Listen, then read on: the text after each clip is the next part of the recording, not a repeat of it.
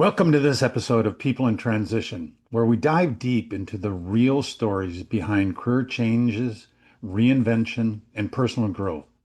Today's guest is Michelle Schafer, someone who knows firsthand that life's biggest disruptions can also become your greatest opportunities. After experiencing two unexpected job losses, Michelle didn't just bounce back, she completely redefined what success and fulfillment looked like. These transitions led her to discover a powerful truth. When you take the time to reflect and realign, you can find a career that truly energizes and sustains you. Michelle is now one of Ottawa's top career coaches, having earned that recognition for several years. She brings a rare combination of empathy, insights, and practical strategy to her work with clients across industries. In today's conversation, Michelle opens up about her personal journey of reinvention, how coaching became her calling, and why leadership development and career transitions are more connected than you might think. We also dig into the specific tools and mindset shifts she uses to help clients land roles that feel right and lead teams with purpose and heart. If you're navigating a transition of your own, or just wondering if there might be something more out there for you, this episode is for you. Let's dive right in. Welcome, Michelle. I'm so glad to be here, Bob. Great to be here. We're going to focus in on something that I have personally found useful, and that's your book, Cultivating Career Growth, Navigating Transition with Purpose. And I Yeah, know that it is a recent book award winner, so it is. congratulations for that. Thank you so much. Definitely something I'm thrilled about. Michelle, in your book, you talk about lots of different topics, but I'm curious whether it is from your book or it's your personal coaching experiences. What do you find people typically struggling with when they are in their own career transition? Yeah, I mean, it's a really great question. I mean, I find oftentimes when people are looking for new work, whether they've been restructured and they need to find something quickly, or whether they just have fallen out of love with their work and they need to do something new, one of the things I find that they just dive into is starting applying for jobs, dusting off the resume and plastering the marketplace, thinking that that's the way to find a job. And I think maybe 10 or, 15 years ago, that approach did work. One of the things I noticed that they're struggling with is that there's no plan. And in order to find your next job, you really need to have two elements quite clear. One, you need to have a destination. It's kind of like going on vacation, although Bob, it's not nearly as much fun as we know. You need to have a career target, you need to know where you're going, but you also need to have some kind of strategy or a roadmap. Also, like going on vacation, you wouldn't show up in a new city and not know where you're going or not have any kind of plan for that. So, when you're looking for work, you also need to figure out where am I going to be looking? What kind of recruiters can I speak to? And what kind of networking or one on one reach outs can I do in order to maximize my opportunities? When you have those two things very clear, having a career target or a destination and having a roadmap or having a plan, I find finding your next job can go a lot smoother. That ties into your whole concept of career growth as well. Mm, yeah. And why is that career growth definition important as you begin your job search? It's really important to think about what career growth means for you. And I would say that in the past, career growth was known for getting your next promotion. What is the next rung on the corporate ladder that you're going to strive for? And what I'm seeing, and I would say that this big shift really started in the pandemic when people were really considering what was important to them. People are realizing that growth to them does not necessarily mean getting a promotion, but it's more to do with alignment. And when I talk about aligning your career choices to what's important to you, the first step in that, of course, is doing some kind of reflection. In my book, I have a chapter called Hit the Pause Button. And really, what that means is take a step off the world, do some thinking about the things that are important to you. And when you know what kind of work gives you energy, what kind of organization believes the same things that you believe in, and you have a clear idea of what your non negotiables or your deal breakers are. I like to think of those three things as being the keys to career fulfillment. You can then intentionally make career choices that align with those things that are important to you. And that's really at the foundation of what growth is. The growth part is, again, not bigger. Usually that's what we think about when we think of growth is it's something bigger, it's wider, it's more important than what you had before. But really, it's just all about alignment, targeting your career choices to the things that are deeply important to you. One of the things that when you're in transition, that I think that that transition triggers is your emotion, fear, embarrassment, concerns, and so forth. And you explore that emotional side of the job search. If you could, Michelle, for our listeners that may be going through their own career transition, can you share some of those common emotions they might experience and Yeah. help them normalize those feelings that they are experiencing?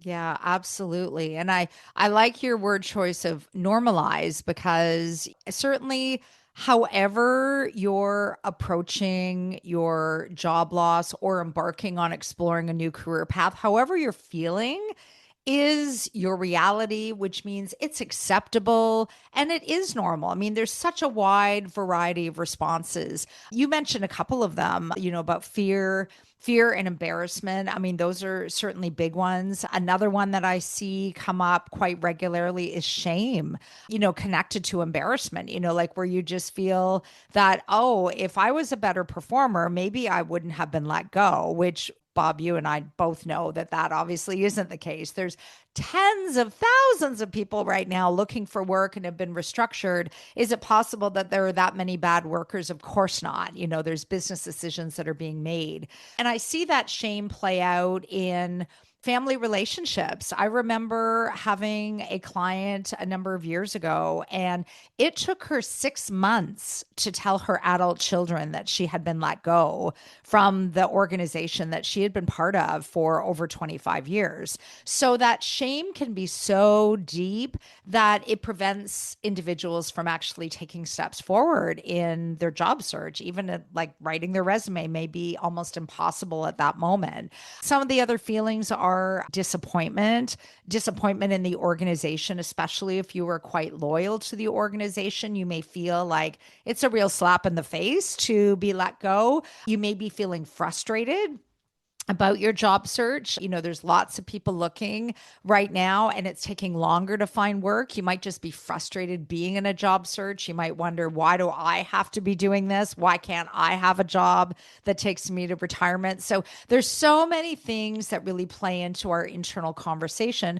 All of those are acceptable. They're normal. They're so natural. It's part of our human response when we're going through a transition. And the other one that I'll offer up too, which doesn't get as much airplay, is grief. Because when we are leaving one job and moving on to another, it is a loss. It is a loss of what we've come to know and be really good at. It's a loss of the relationships that we had at work. It's a loss of our routine. So there's grief that goes with that. So, one of the first things that I'll do at the beginning of a client session is just talk about how they're feeling, what kind of support they have.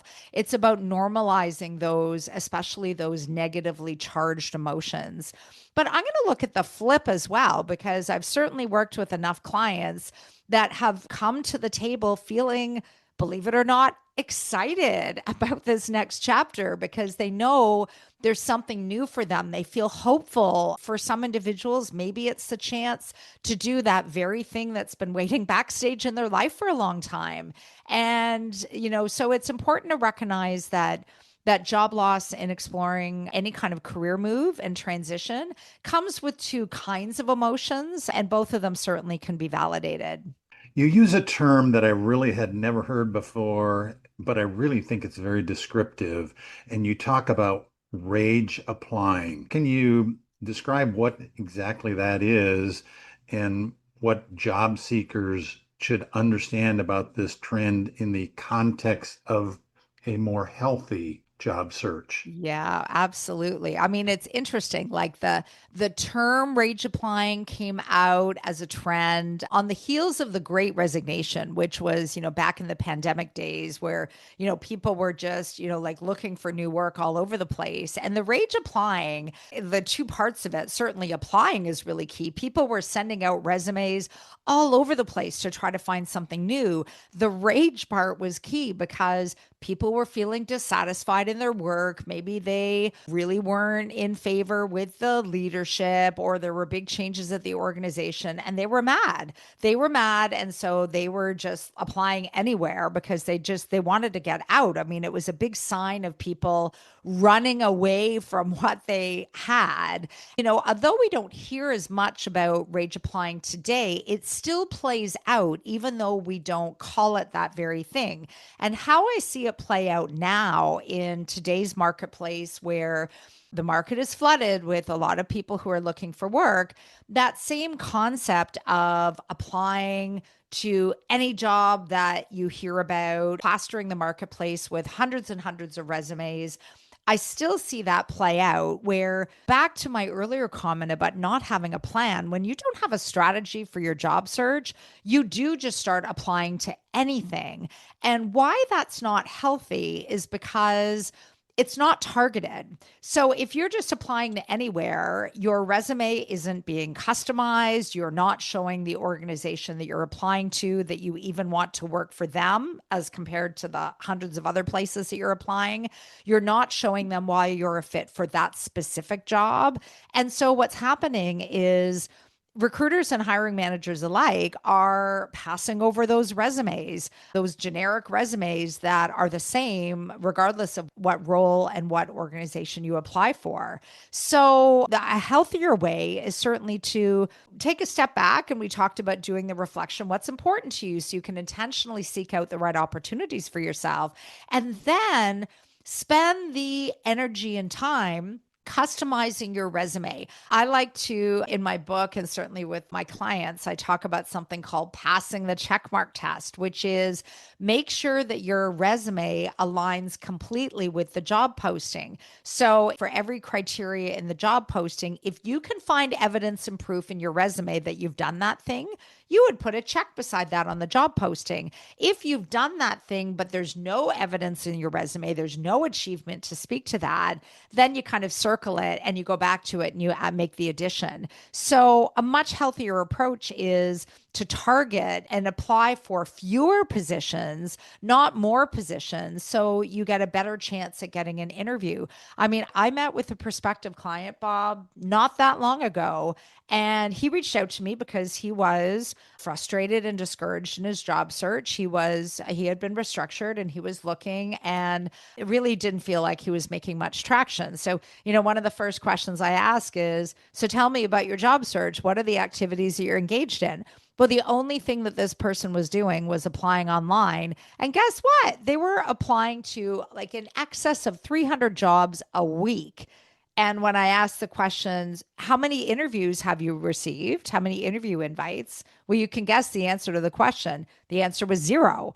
No interview invites for the hundreds of applications. That's why kind of that idea of like mass applying or rage applying really doesn't help a candidate. It's actually just a lot of time wasted on applications that are really not going to go anywhere at all. Michelle, you talk about, and there's a line in your book where you say people can be loyal to a company, but a company is not always loyal to the person. What does that mean in practical terms, and what should workers take away from this idea? Yeah, I mean, in this one, this is a really, really tough one for a lot of people. I mentioned earlier about, clients who feel deep shame. It's often because they're so loyal to the organization. They would never imagine that the organization would show them the door. But here's the thing is that organizations, well, they're businesses. And as organizations need to, for a whole host of reasons, they need to make very specific business decisions. And some of those business decisions result in job loss. And each of those business decisions affects a human. So if people are feeling that, oh, if I work long enough at a company, they're going to look after me. Or, if I do everything that they ask me to do, they're never going to let me go.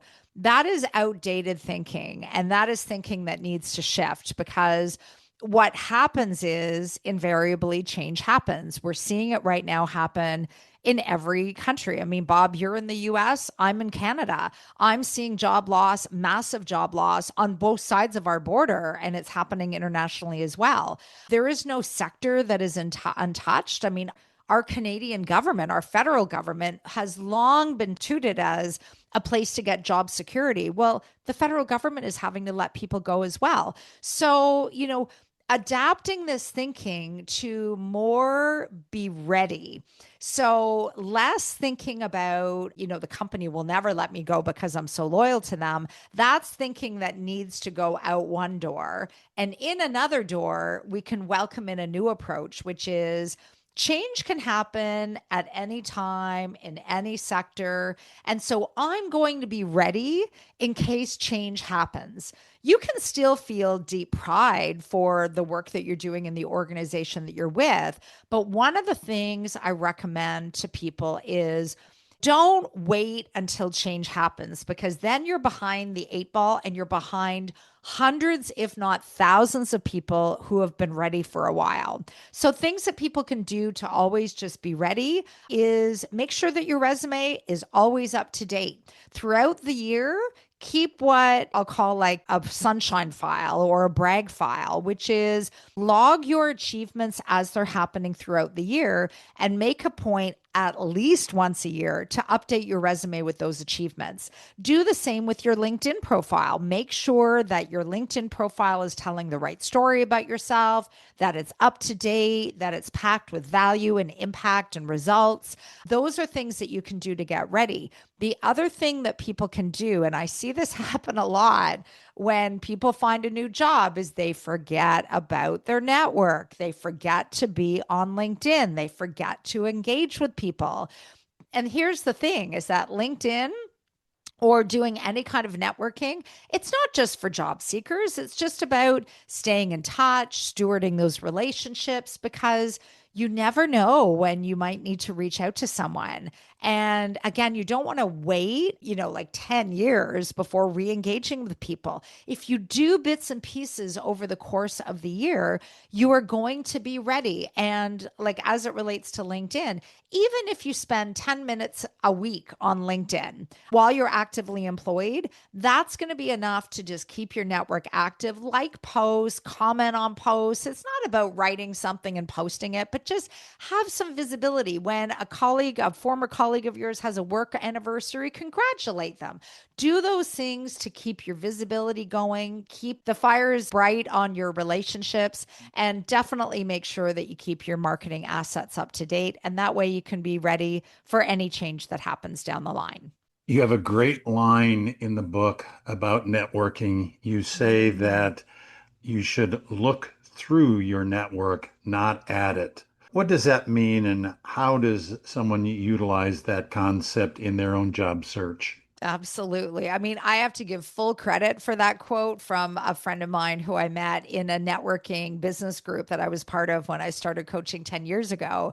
And really, what that speaks to is when you're reaching out and you're asking people to get a connection, maybe to an organization that you really want to be part of, you want to explore possibilities, or you want to get connected to a hiring manager, it's that idea of don't just limit yourself to the people you're immediately connected with. Like in LinkedIn terms, we call those first degree connections. When you look through the network, you're really recognizing that every single one of us knows hundreds of people.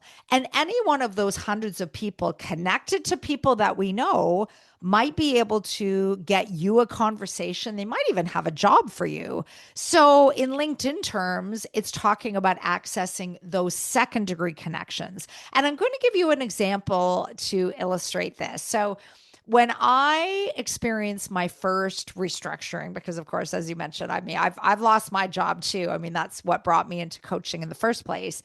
But my first restructure was from a large national financial institution. I was there for 18 years, like right out of high school, and then forward, fast forward 18 years from there.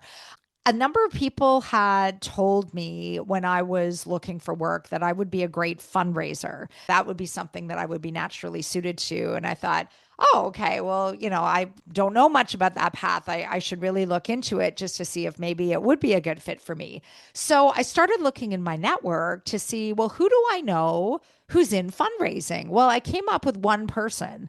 There was one person that I was like immediately connected to that was in this space. So, I reached out to that person, asked them a number of questions, and then I thought, well, I guess there's really nobody else that can help me, which was limiting. It was limiting my ability to find out information about this career path. So, the idea of looking through the network was I needed to recognize, and this was a late lesson for me. I needed to recognize that there are people that I knew that know people in fundraising. So even the people that I knew in the banking world who obviously were not going to be able to help me to tell me, okay, yeah, this is what being a fundraiser is all about. How they could help me was they knew people who were in the fundraising space. So what I transitioned to doing was less about just looking at my first degree connections and people that were immediately connected to me, but accessing those people behind the scenes, those people that people I knew. And that way I was able to get access to way more individuals and get some really valid information that would help me decide if fundraising was a path for me. As we both know, I did not go into fundraising. So accessing those second degree connections became really helpful for me.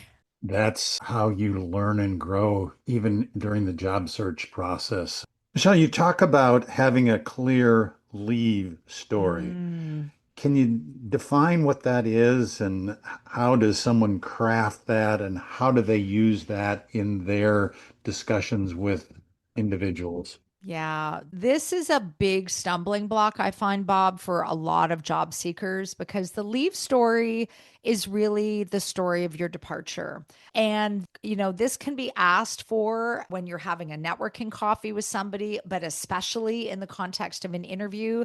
And how it shows up oftentimes is, an interviewer will ask, well, tell me why you're looking for opportunities right now. That's a chance to tell your leave story. Or they might ask the question, just tell us why you left XYZ company. And that's a chance for you to tell your leave story too. What a lot of people do is it could be a few things. They either just ramble on and they overshare, or they just don't really give a really clear response. Sometimes the response is, oh, I just decided that, I needed a better fit. And so I looked elsewhere. Well, that just opens up the door to so many questions. So I work with clients and really recommend a three-part approach to telling your leave story. And I'll preface this by saying this is something 100% you're going to want to prepare for, like document, type out a response. And you also want to practice it just to get out any lingering emotion that you might be feeling around your job loss. So, the three parts that I recommend are first of all, starting with a brief capture of the facts. And I underscore brief. This can be a runaway train kind of answer if you don't prepare. So if you have been restructured, you can simply say, my organization is in a period of change with a lot of restructuring. A business decision was made to eliminate my position. And as such, I'm now looking for opportunities. Like that's one sentence, but it's very clear and it's very accurate. The organization was going through change and your position was eliminated. That's really all you need to say. Part number two is your opportunity now to share something that you loved about your job. Maybe it's even a result that you were behind that you're super proud of. This is an opportunity for you to communicate your value, and it shows that the decision was not performance driven. This was a business decision. So the reason why this part is so important is because you're going to leverage the story of your departure as a way to show them why they should hire you. So part number one is brief description of facts. Part number two, of course, is something that you loved or a result that you're proud of. Part number three now is where you make some big connections. So if you're in an interview, you can now say, once you share the something you love, you can say, and that's why I'm really excited to be here and talk to you today about this job. It gives me an opportunity to continue working at whatever it is that you shared. Maybe it's developing a skill or working with volunteers or leading projects or whatever it is. When you use those three parts, it basically moves the listener away from what happened and on to the future. You're essentially telling them why you should be hired by integrating those elements into your leave story. So telling your leave story can be very powerful, but if you don't prepare, it can go in a number of different directions that maybe you're not intending. Michelle, you coach people that the unemployed job seeker needs to keep in mind that their current unemployed status is Mm. not their forever place. Oh, yes. What does that mean, and how do I keep that front and center for me? Yeah. I mean, I love sharing that with clients. And I realize that it's so powerful for clients that they actually tell other people in their circle who are going through change. In fact, I was meeting with a client yesterday and she told me, you have no idea the impact that that simple statement is giving because you don't know the people I've shared it with, but just know that it's making an impact. And really, what is behind that is if you are looking for work, when I say this is not your forever place, what it really means is you will not be unemployed forever. You will not be looking for work always. You are going to find a new job. You are going to get a chance to do work that really energizes you for a company that believes what you believe in. I mean, that's my why. I really believe that everybody can have that. But for people to know, especially when they're in what might be a very lengthy job search. I mean, I'm hearing from people it's taking, in some cases, like 5 months to a year to find work where it may not have taken them that long before. So people need that bit of motivation. And even just telling yourself that every day can be helpful because on a discouraging day, maybe there's a day where you got some rejection emails for jobs that you applied to, or you're feeling particularly frustrated because you're reaching out to people and they're just not responding. When you tell yourself, okay, today is a point in time, tomorrow is a new day, but this, what I'm experiencing today, this frustration, this overwhelm, this discouragement, this will not last forever. And I find that that can just give a boost to people who are really struggling. Michelle, in the last few minutes that we have here, if our listeners take away just one item to help them in their job search, what's that one item that you want them to remember?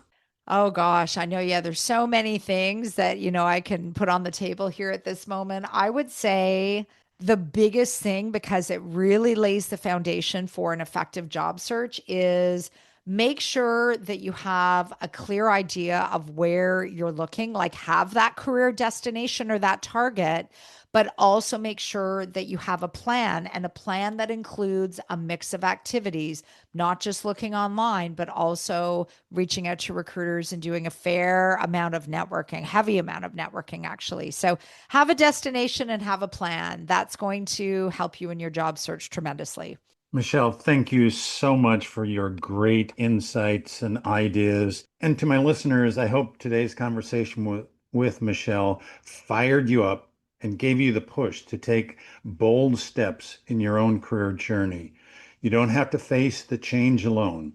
Together, whether it's Michelle or me or someone else, I think we can turn uncertainty into momentum and momentum into results. This is your time to lean in, to get clear on what you want and go after it with confidence. If you're ready to make your next move, your best one yet, I'd be honored, and I know I can speak for Michelle, to Mhm. help coach you through it. Let's start building that future you've been dreaming about. Your next job chapter is waiting. So let's go make it happen together. Thank you once again, Michelle. Thank you very much, Bob, for having me on today.